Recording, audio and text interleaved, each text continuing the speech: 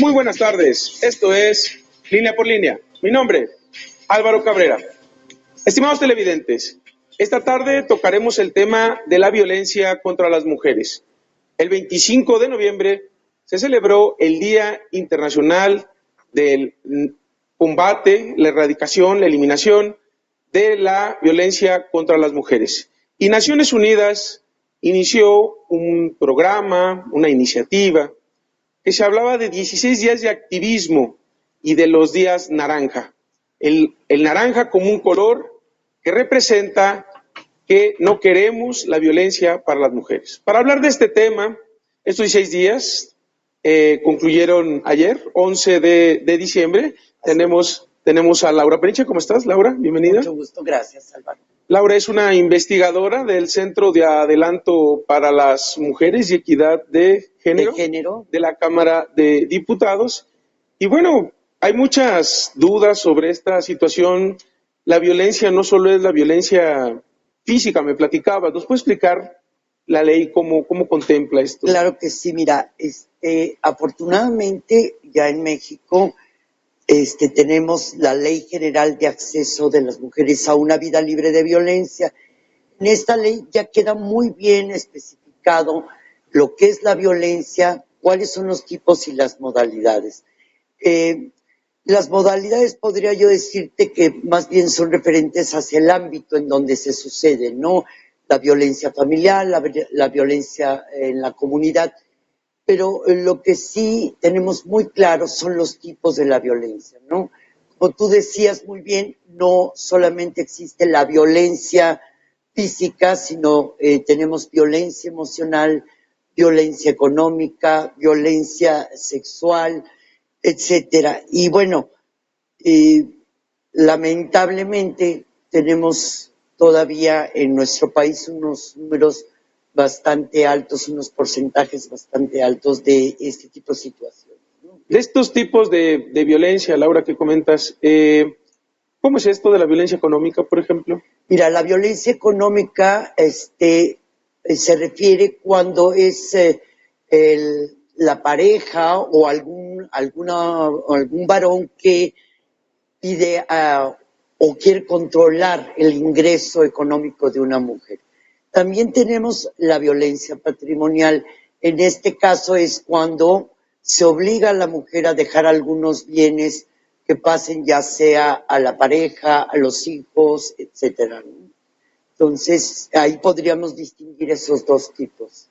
Ok, bueno, la violencia sexual nos queda claro, la violencia emocional. La violencia emocional y la violencia física. Mira, hay un cuestionamiento aquí en cuestión de la violencia emocional y la física, ¿no? De que si es más fuerte la emocional, lógicamente los porcentajes son más altos en la violencia emocional y se considera por algunas expertas que esta violencia emocional suele ser más destructiva para la mujer, pero no podemos olvidar que la violencia física también siempre va acompañada de la violencia emocional. Entonces ahí es doble la situación. Claro.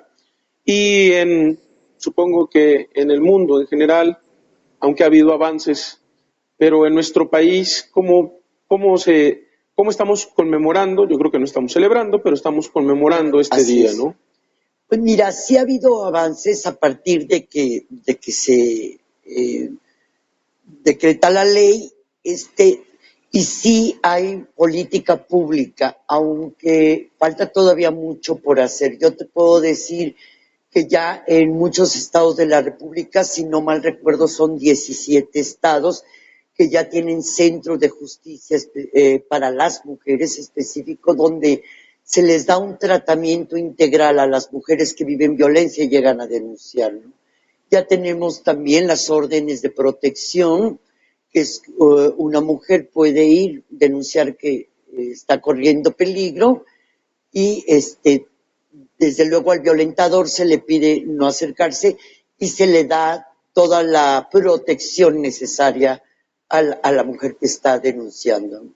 Sí tenemos ya esas medidas, pero obviamente no hay en todos los estados o en los estados donde ahorita tenemos, están en las zonas de las ciudades grandes y no tenemos este tipo de auxilio a las mujeres en zonas rurales e indígenas. Y no podemos olvidar desde el punto de vista de género que, bueno, las mujeres son las que menos acceso tienen a los recursos para trasladarse de un lugar a otro. Entonces, ahí tenemos un como bache en la política pública que tenemos que atender, ¿no? Claro, muchas veces sucede con esto y otros derechos fundamentales que si bien es cierto lo reconoce la Constitución, existe ya la ley general, existe incluso la legislación en los estados, claro. Pero es muy difícil alcanzar, que el brazo alcance a todos los rincones del país, dada la enorme extensión y la complejidad de algunas comunidades para el acceso y bueno, desde luego los recursos siempre son limitados, pero también cómo acercar centros de ayuda a las comunidades. Y en ese sentido, pues no sé, ¿qué estados, cómo se mide, cómo estamos? Precisamente hoy por la mañana estaba yo analizando la situación del estado de Michoacán, que tú sabes que ahorita está un poquito la situación ahí un poco alterada por los sucesos que acaban de darse. En el caso del estado de Michoacán, que es uno de los estados que supera la media nacional en cuestión de violencia hacia las mujeres, y si me permites, puedo dar datos. Los últimos datos del ENDIRE 2011 nos dicen que en Michoacán de Ocampo, 41 de cada 100 mujeres jóvenes han sufrido al menos un incidente de violencia. O sea, el 41.4% de las mujeres en este estado viven violencia. Eso supera la media nacional. Tenemos, por ejemplo, en la violencia emocional, 88 de cada 100 mujeres, en la económica, 59 de cada 100 mujeres, en la física, 30 de cada 100 mujeres, y la sexual, 13 de cada 100 mujeres. Son los últimos datos que arroja la ENDIRE del Estado.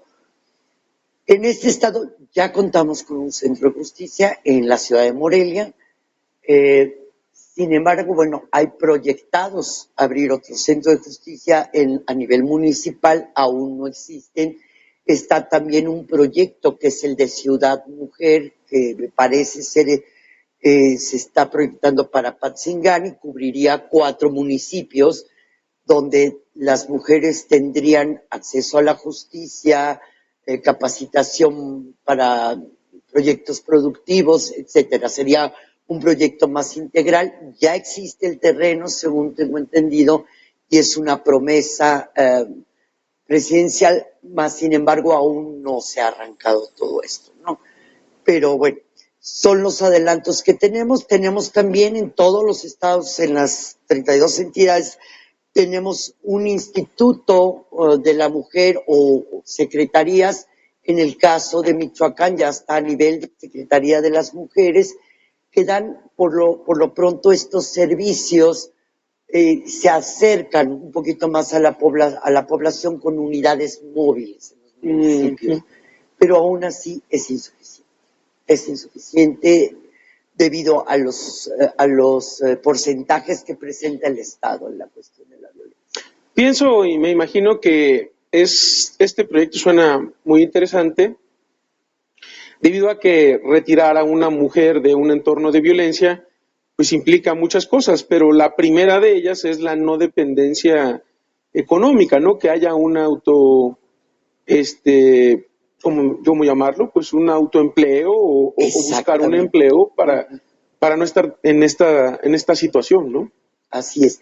Mira, esto es un proyecto, los centros de justicia, tanto como este proyecto de Ciudad Mujer, son muy integrales, porque están considerando no solamente el apoyo jurídico y el psicológico para la mujer, sino también darle los medios, porque en muchas ocasiones por esa carencia económica regresan al círculo con el violentador.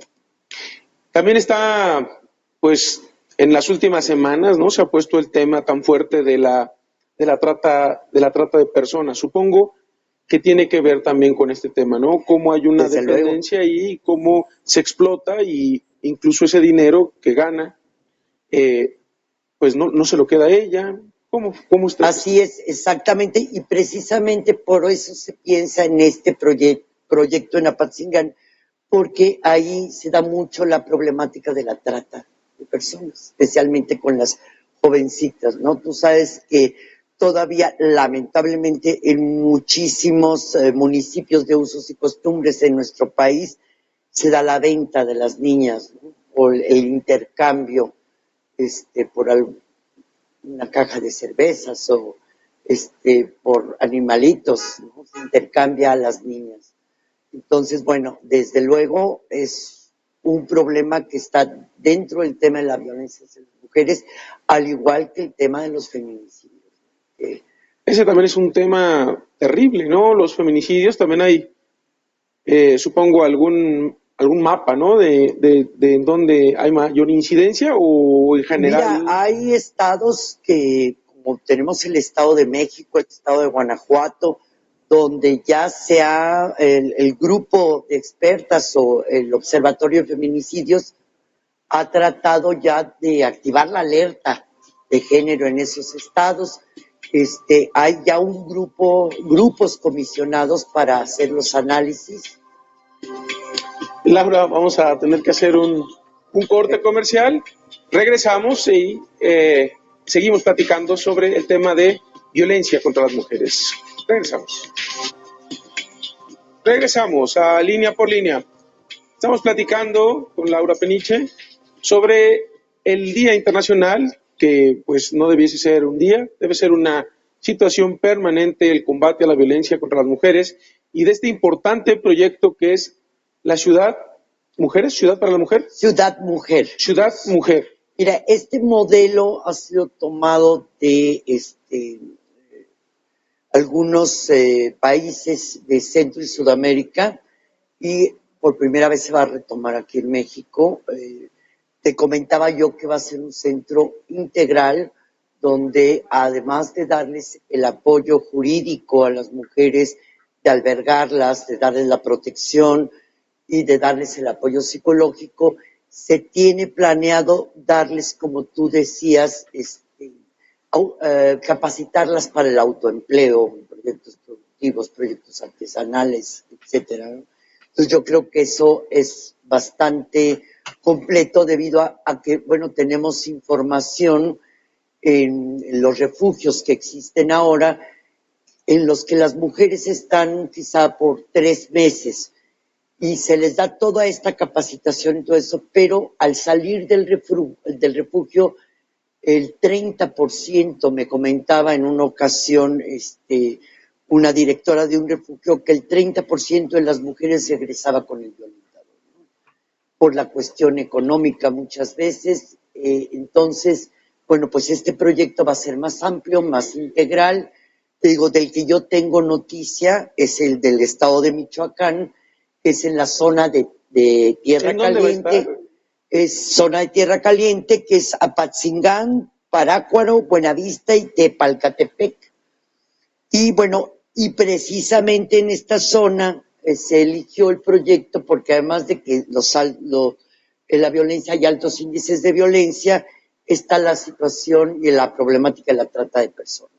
Entonces, se eligió esto. Obviamente no es un proyecto solamente a nivel estatal, sino hay involucradas dependencias a nivel federal, como lo son el INMujeres, como es la Sedesol, y bueno, a nivel estatal está el DIF y el Instituto de Capacitación para el Trabajo. Entonces, va a ser un proyecto donde van a participar muchas dependencias. De hecho, los centros de justicia que actualmente existen, no solamente, aunque dependen directamente de la Procuraduría General de Justicia del Estado, hay muchas más dependencias involucradas, la Secretaría de Salud del Estado, la Secretaría de Desarrollo Social del Estado, etcétera. Pues parece un proyecto muy importante y donde Entonces van a estar presentes no solo el gobierno estatal, sino que estas dependencias federales. Se tendrá que dar que sustento, se tendrá que albergar cuántas personas se calcula que podrán estar ahí. No hay la información porque te digo que está la idea ya del proyecto, está ya el espacio, pero aún no hay el recurso para arrancarlo, ¿no?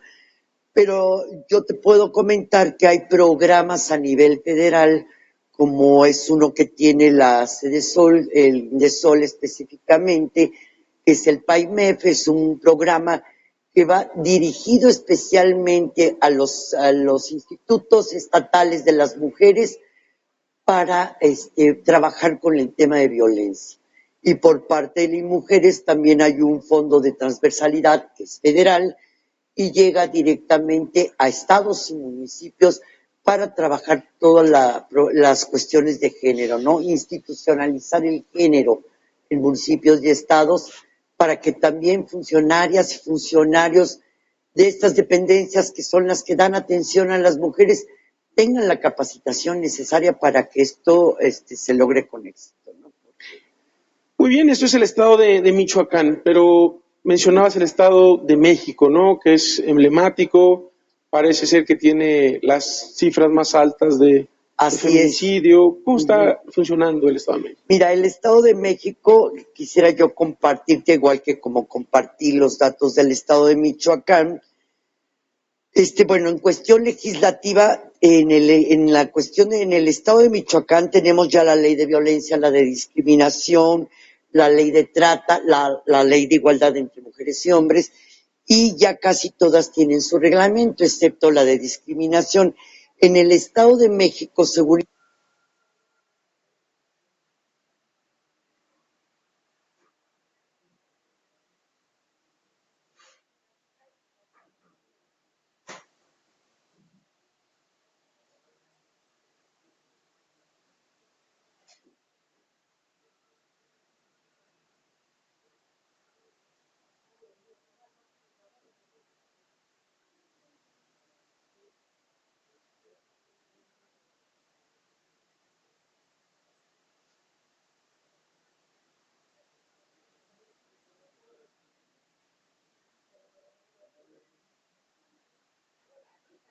información que tenemos del Instituto Nacional de las Mujeres, tenemos ya la ley de violencia con su reglamento. Sin embargo, las otras leyes, la discriminación, la de trata, la de igualdad, aún no tienen el reglamento, entonces difícilmente pueden funcionar de manera adecuada, ¿no?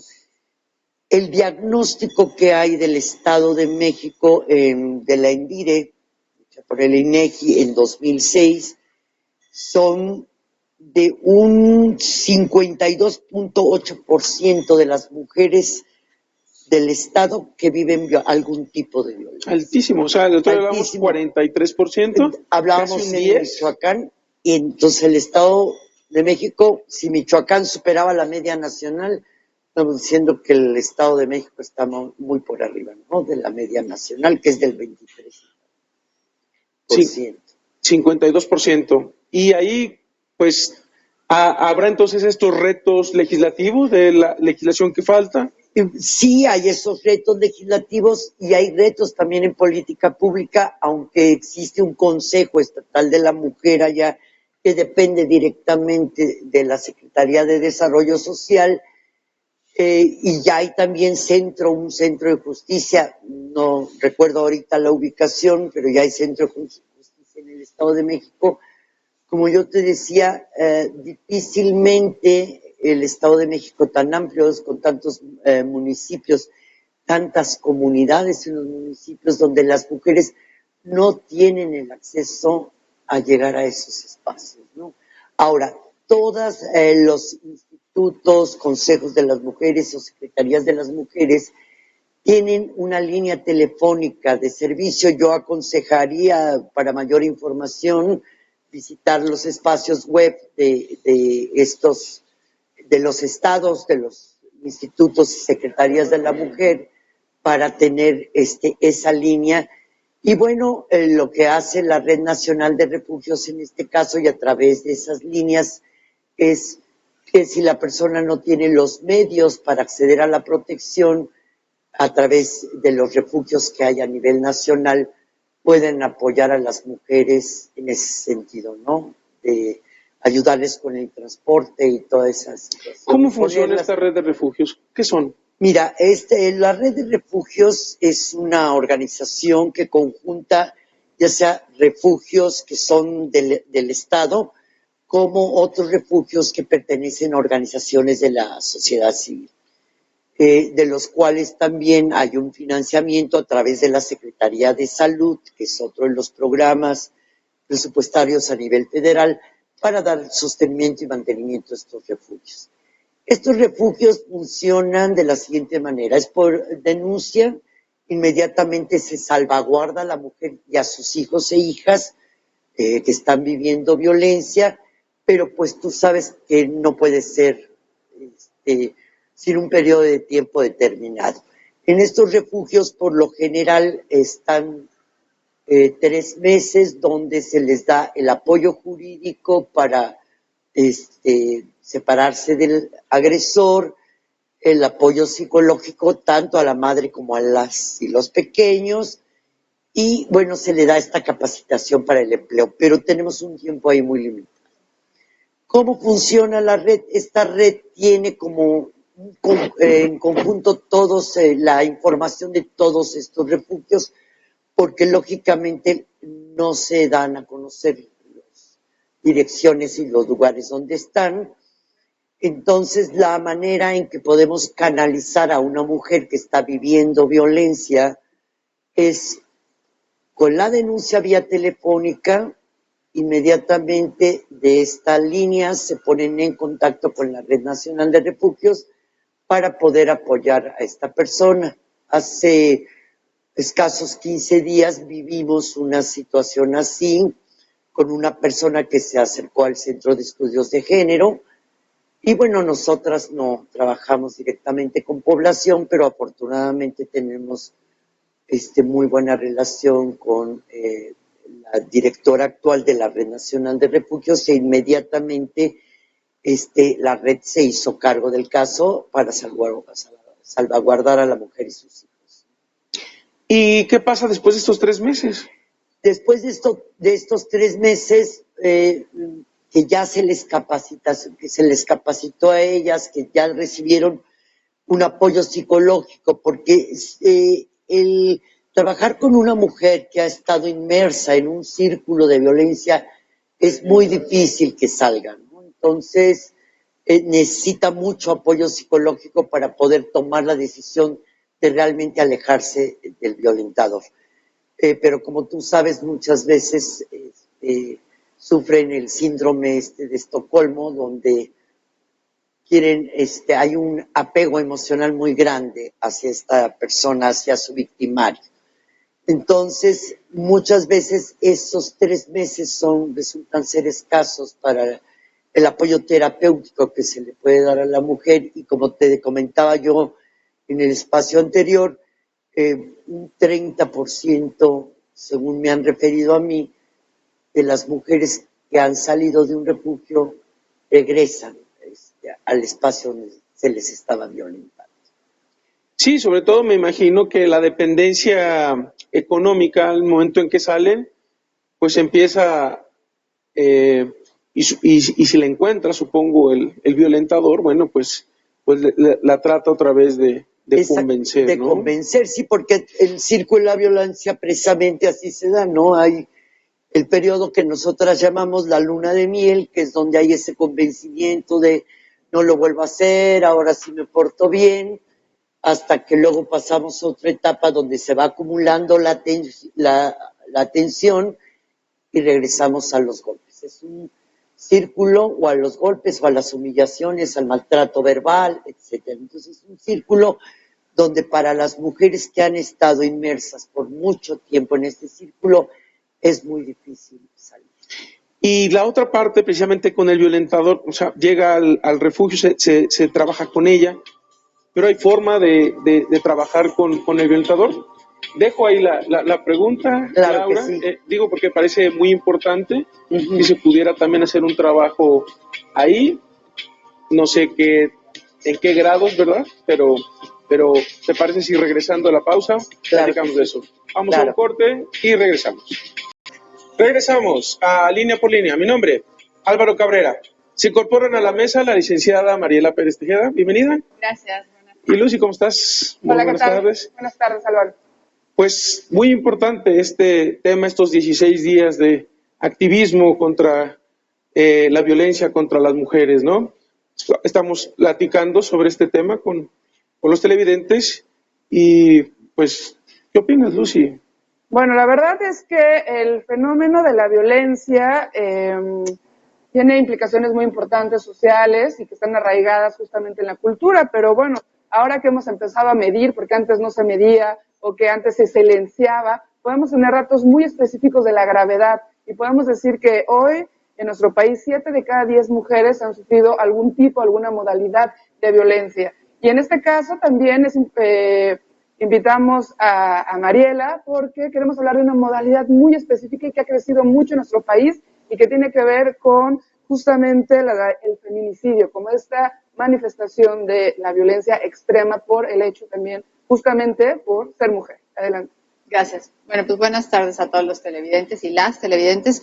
Hablar del feminicidio es hablar de algo muy doloroso, porque el feminicidio es cuando se mata a una mujer por el simple hecho de ser mujer, pero de una manera muy violenta, de una manera que además exhibe la vulnerabilidad de la mujer, pero que va acompañado de la invisibilidad, de la impunidad y de lo que pareciera normal, ¿no? Parecía que cada día es más normal ver notas de acuchilló a su esposa por celos, la mató su expareja, y que además estos feminicidios se dan en los espacios públicos y privados, que no es solamente un asunto que pareciera de lo doméstico, ¿no? Entonces, creo que es algo que lamentablemente nos debe doler a todos y a todas, pero que sobre todo debe replantearse desde las autoridades una nueva manera de abordar la prevención de la violencia contra las mujeres y las niñas y de abordar cómo se informa a las mujeres para que no lleguen en esas relaciones destructivas al feminicidio, porque además es muy importante mencionar que más del 50% de los casos de las mujeres que lamentablemente han fallecido a causa de un feminicidio son por sus parejas o porque hay una relación cercana o en su casa, ¿no? Y eso es muy lamentable. Entonces es algo que se puede detener. Creo que tenemos que explorar nuevas formas de abordar la problemática y de solucionarlas desde la prevención y la información y generar también un proceso que termine con la invisibilidad y con la impunidad. Creo que esos son de las cosas importantes y especialmente en estados que este fenómeno ha crecido, como el Estado de México, Hidalgo, Morelos, que son estados que cada vez es como más notorio el tema. Yo creo también, Álvaro, que tiene que ver mucho con el desinterés, podría ser de las autoridades, o el desconocimiento también, lo que está llevando también a la impunidad, ¿no? Mariela comenta que por un lado son sus parejas, ¿no? Hombres cercanos, ¿no? Un familiar, cuestiones así, pero también hay muchas que no sabemos tampoco y que me gustaría también que nos contaras, por ejemplo, la cuestión de que cuando encuentran un cuerpo, pues no hay toda esta parte de seguir un protocolo y para determinar, incluso tú nos habías comentado en otras situaciones que lo ponían como suicidio, ¿no? Cosas así, o por otro lado, había como unas atenuantes, como justamente como pasaba también dentro de los hogares, bueno, es que por celos, entonces había la misma autoridades justificaban, ¿no? Entonces hay un desconocimiento del fenómeno, ¿no? Del feminicidio en este contexto amplio pues de dominio hacia las mujeres que lleva a la impunidad. No, yo considero que ahora es más visible porque ya aparece de entrada en el Código Penal Federal. Solamente hay 2 estados que son Nayarit y Baja California Norte que no tienen tipificado el feminicidio. Entonces ya tenemos un paso al reconocer que existe, porque había como un rechazo de las autoridades a reconocerlo, a llamarle las cosas por su nombre. El segundo paso es que todavía falta, como dice Lucy, que los procedimientos se sepan llevar a cabo. Hay 16 estados de la República que no tienen protocolos de atención al feminicidio y en los casos de desaparición, ¿sí? De mujeres o niños o niñas desaparecidas. La mitad, ¿no? Y entonces, lamentablemente, si no hay un protocolo, pues mucho menos hay un reglamento. Y entonces nadie sabe qué hacer. Y es un homicidio más. Las actas de defunción que se levantan en los ministerios públicos o la Procuraduría levanta, causa de muerte natural, accidente. Entonces, pues, accidente. Y eso ha llevado a que no haya claridad en cuándo es un feminicidio o no. Hay casos que se han presentado en Aguascalientes, en el Estado de México, donde aparecen como suicidios, ¿no? O hay casos donde, bueno, a mí me tocó hacer una revisión exhaustiva durante el 2005 y 2006 a todas las mujeres que habían muerto en el Estado de México, y había casos que lamentablemente estaban metidos como homicidios dolosos, culposos. O sea, no había una claridad. Tuvimos que ir revisando uno por uno para definir cuáles eran homicidios dolosos. ¿Por qué había unos dolosos en la parte de culposos? Y eso, en consecuencia, es una cadenita que va trayendo a que no haya sentenciados, a que no haya pues personas que estén pagando la culpa de haber cometido un homicidio, ¿no? Creo que esto es muy importante porque no basta con que haya una legislación federal. Necesitamos armonizar los códigos penales estatales, necesitamos tener los protocolos y los reglamentos, pero sobre todo necesitamos mucha sensibilidad de las autoridades y que las víctimas no se revictimicen. La violencia institucional parece cómplice del feminicidio o de la violencia de género. Entonces es fundamental como que toda esta cadena se complete. Y la otra cosa que también necesitamos es prevenir, no solo en lo familiar o en lo público. Hay unos delitos que anteceden al feminicidio y que han venido creciendo, como los delitos de abuso sexual a las niñas y los delitos de violación. Por ejemplo, en el Estado de México, en el 2010, teníamos un índice de violaciones de aproximadamente 4,000 denunciadas. Y para el 2012 incrementó a 13,000 denuncias de violaciones. 9,000 más. 9,000 más. Y todo está basado, nuestros estudios están basados en actas de denuncias y en actas de defunción en los casos de los homicidios. Entonces, hay delitos que anteceden al feminicidio y no se trabajan. Pero también en esto que comentas, Mariela, es importante hablar que los datos que se tienen son los que denuncian, ¿no? Entonces, en esto que estamos hablando es como la punta del iceberg, porque hay cifra negra altísima en este caso. Mucho tiene que ver porque, y no sé si tengas ahí también las edades, sí. Pero son jovencitas, ¿no? Muy jovencitas, menores de edad, que tiene que ver con un tema de vergüenza o de la familia no va a denunciar, o porque también es alguien cercano, o también porque conocen y saben que cuando van a denunciar, pues no reciben justicia. Pero les pregunto, aquí, ¿qué nos dice esta cifra? ¿Que tuvo mayor confianza en ir a denunciar a las autoridades? ¿Se le acercó? ¿O hubo una campaña para la denuncia? ¿Qué pasó? Porque yo digo, sí, sin saberlo, pero no creo que haya sido nuevo. Yo creo que el delito estaba ahí, simple y sencillamente, como bien dice Lucy, pues se denunciaba menos, tal vez. Yo creo que ahora se denuncia más. Y uno de los mecanismos y que tenemos que decirles a las mujeres es denuncia, porque si no denuncian, aunque no surta efecto su denuncia inmediatamente, si denuncia 5 veces, pues primero que los juicios son sumarios y después que ya quedan antecedentes. Yo creo que hoy las mujeres se atreven a denunciar más, pero también hay algunas instituciones como las educativas donde están un poco más sensibilizados a estos temas, especialmente en los temas de abuso sexual, ¿no? Y también las edades se oscilan desde los 12 años, que eso es muy grave. Y es una generación muy distinta, la de 30 para arriba a la de 12 a 25, ¿no? Entonces creo que ya lo hablan más, hay menos tabús, lo hablan con sus mamás, o lo hablan con las abuelas, o lo hablan con las maestras, y creo que esto sí influye. Y también está zonificado. Por ejemplo, en la entidad del Estado de México, bueno, que es donde nosotros estamos, y en la zona de Cuautitlán Izcalli, que es una subprocuraduría, desde el 2004 a la fecha, estamos hablando de 10 años, que es una zona conurbada al Distrito Federal, que es una zona donde la gente tiene mayor acceso a los medios de comunicación o a otros servicios, hay más denuncia, ¿no? Y en la zona, por ejemplo, si te vas al sur del estado de la Subprocuraduría de Ixtapan de la Sal, hay mucha violación, hay mucho abuso sexual que nosotros sabemos porque trabajamos en la zona, pero no hay denuncia. Entonces también está como muy zonificado en qué subprocuradurías hay ese tipo de denuncias y no, por todos los accesos a los medios de comunicación, a los estudios, el tema de que, por ejemplo, si hay un centro ya de justicia voy y me acerco, pero creo que el abandono en general en el país sigue ganando. Sí, pues mira, yo también creo que tiene que ver mucho con el tema del activismo, también de la sociedad civil, ¿no? Cada vez hay como más organizaciones de sociedad civil haciendo cosas, denunciando, empujando y acompañando a las mujeres, ¿no? En este trabajo. A mí también me gustaría preguntarte cómo ha avanzado este tema de la tipificación del feminicidio y hacerlo más visible, pues también desde el ámbito donde estás ahorita tú, que es pues en el Congreso. ¿Cómo han sido más receptivos y receptivas las legisladoras con este tema?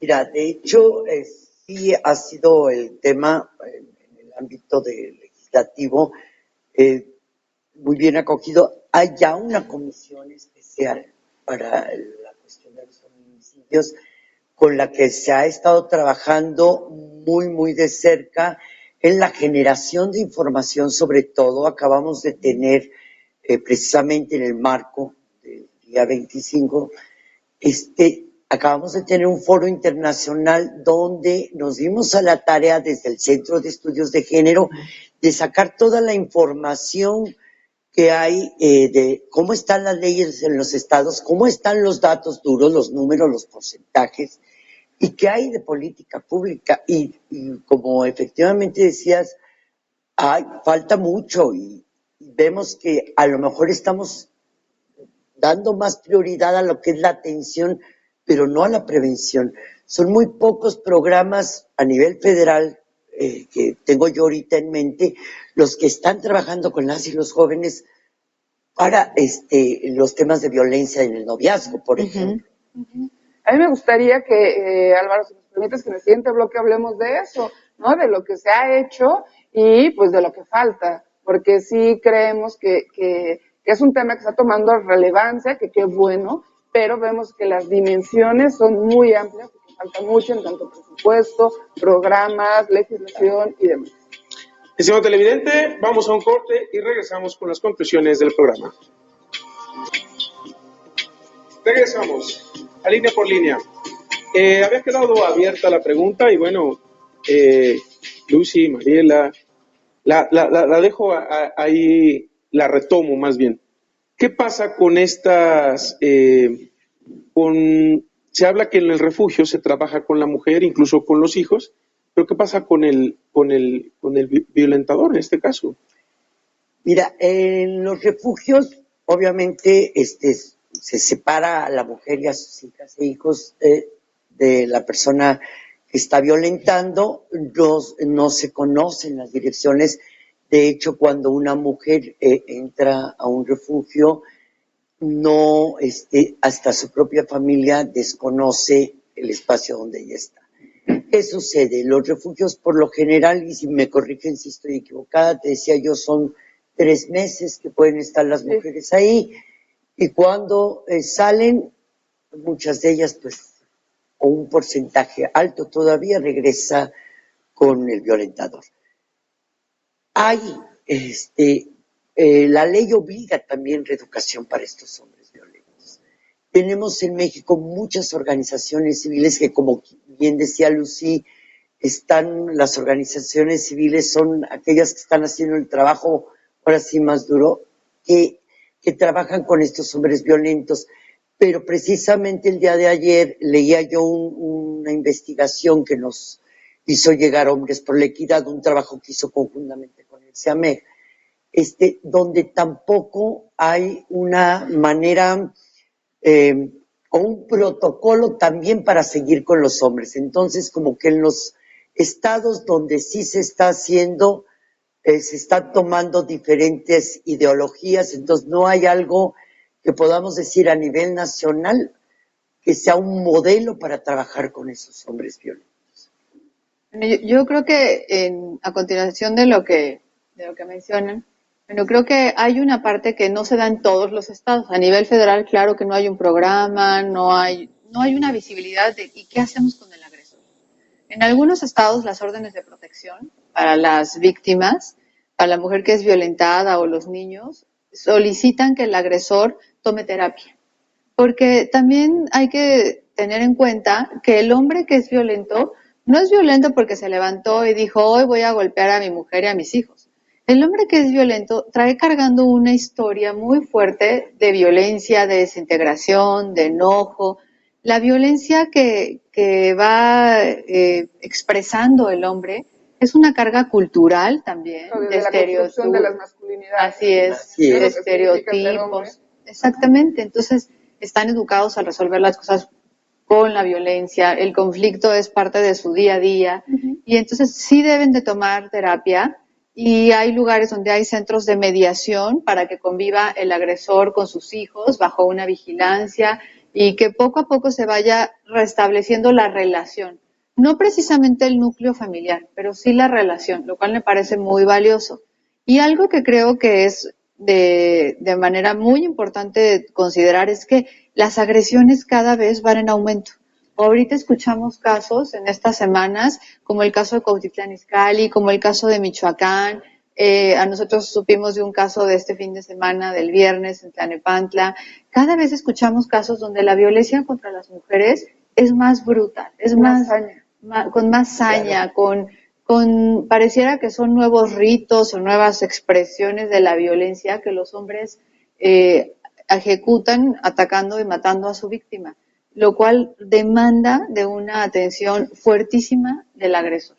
Considero que aquí hay un tema pendiente, una interrogante, una situación que los medios de comunicación se encuentran entre la espada y la pared. Es decir, hay que denunciar desde luego, hay que mostrar el fenómeno de la violencia. Sin embargo, decía mi abuelita, ¿no? Pues si no saben, les enseñan cómo. O sea, das ideas de cómo hacer esta situación. ¿Qué opinan? ¿En dónde tenemos que ubicarnos? Es decir, al extremo de platicar todo tal cual pasa, la realidad así es, pero eso ¿a dónde lleva, no? Lleva tal vez a esto de dar nuevas ideas. Creo que sí hay casos de imitación, ¿no? Que sí hemos visto que ahora con esta cuestión de desollar, sacar ojos, o sea, que empieza a haber unas cuestiones de imitación y yo no me atrevería a decir que no hay que mostrarlo o hay que mostrarlo, pero también creo que como en todos los medios de comunicación, pues no hay esa perspectiva de género, ¿no? No hay como ese acercamiento a la noticia y sí puede haber revictimización. La misma persona que narra, pues sí puede estar también reproduciendo, ¿no? Estos roles, estos estereotipos y demás. Más bien, yo creo que no sé, María, ¿qué opinan ustedes? La verdad es que yo no me atrevería a decir qué podríamos hacer, si sacar o no con la crueldad que está sucediendo. Yo la verdad creo, desde mi punto de vista, que los medios de comunicación y todos tenemos una responsabilidad, ¿no? Entonces, más allá de dar o no ideas, creo que también debemos de hablar de las cosas buenas. Y pareciera que cuando es un homicidio de una mujer, es más nota, es como ser alarmista o amarillista, y me parece que eso no es la reproducción que deberíamos estar sacando, porque lamentablemente las personas, los seres humanos, estamos hechos de procesos culturales. Y los medios de comunicación son parte de nuestros procesos culturales. Entonces nos están enseñando algo que además dicen, esta mujer murió de esta manera. Y no hay nadie culpable. No pasó nada. Hay una impunidad total. La autoridad nunca llegó. Está libre el asesino. Y era su esposo, pero entonces estamos enseñando conductas que se repiten y que me parece que nos están dañando como sociedad. Creo que debe hablarse las cosas y agradezco el espacio con seriedad, con respeto, llamándole a las cosas por su nombre. Y creo que debe haber nuevos esquemas de procesos culturales que los medios de comunicación tienen en sus programaciones en torno a los estereotipos y a los roles de género, como decía Luz. Laura Peniche, investigadora del Centro de Adelanto para Las las Mujeres en la Cámara. ¿Alguna reflexión final? Totalmente de acuerdo con lo que se acaba de decir aquí. Mira, la socialización es a través de las instituciones, la familia, la escuela, la iglesia, los medios de comunicación. Ahí es donde que hay que trabajar, hay que sensibilizar. Si logramos cambiar esas instituciones, van a empezar a desaparecer.